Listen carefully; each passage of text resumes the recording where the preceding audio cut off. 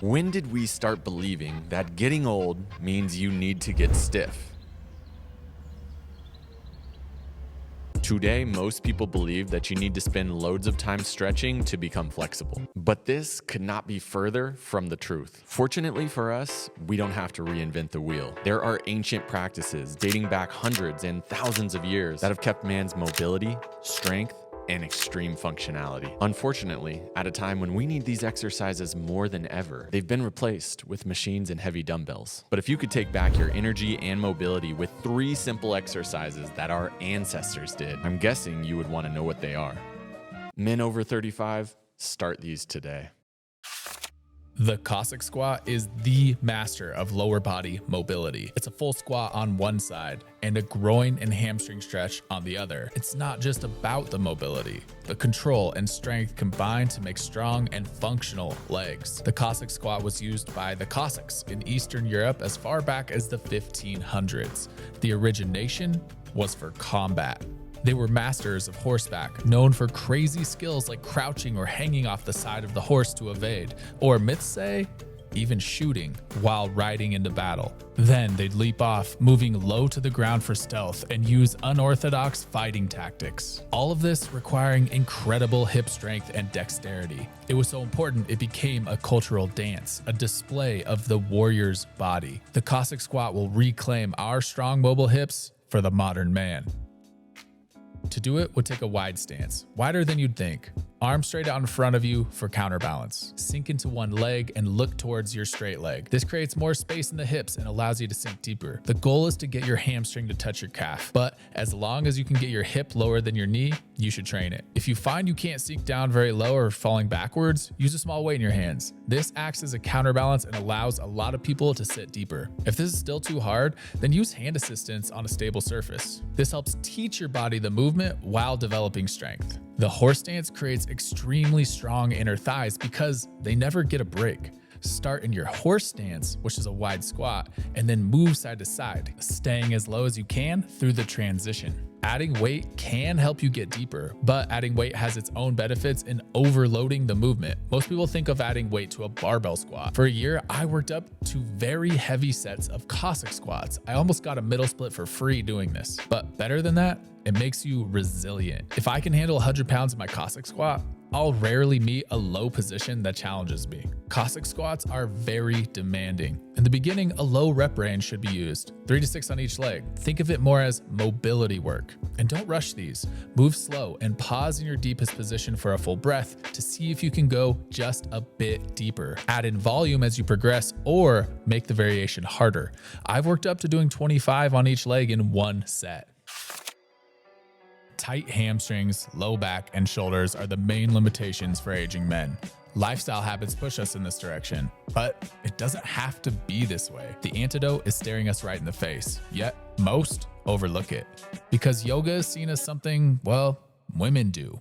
The downward dog is more than just yoga. This position is seen in kung fu, grappling, gymnastics, and animal movements. Even at its core, ancient yogis would simply look to nature for movement inspiration. And there was a time where strength and flexibility didn't oppose each other. Old world strongmen had the hamstring flexibility to pull off incredible feats of strength like this. So you don't need to sweat out an hour-long yoga class to unlock the full potential of our human nature. From a tabletop position, raise your hips. Create an A-frame with your body.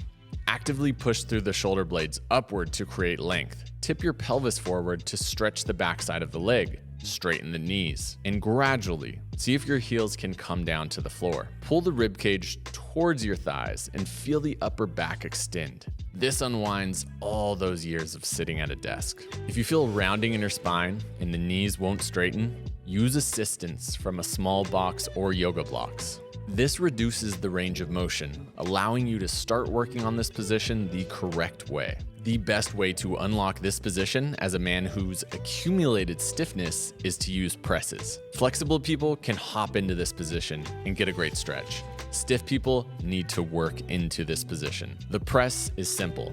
It's moving in and out of the position. Tabletop, press hips up, straighten elbows and knees, hold for 3 to 5 seconds, back to tabletop. With each rep, gain a bit more range of motion.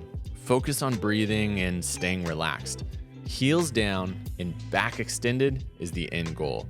Do 10 repetitions. Some people run into loads of tension behind the knee or in the Achilles area. If this is you, do calf raises in the position. It's surprising how much activating your calves strongly can get them to release. You can do both at the same time or one at a time. Downward dog is serious low-hanging fruit. If you have stiff hamstrings, calves, or upper back, do this daily or at least a few times per week. Tight hip flexors aren't the only thing that comes from sitting in chairs. The glutes shut off. The spine and shoulders give in to gravity. It will take more than simple stretches to counteract this. We need to turn on the whole backside of the body to drive us out of this terrible posture. The 5 Tibetan rites are fabled to be an ancient practice of Tibetan monks to maintain an open and athletic body. If everyone did these every day, we'd all be limber. The problem is, many of us are too stiff to even get much from them these days. But the most approachable is the reverse tabletop position, or what we call the crab. It's the perfect position to open up the whole front side of the body and turn on the back side of the body, no matter what level you're starting from.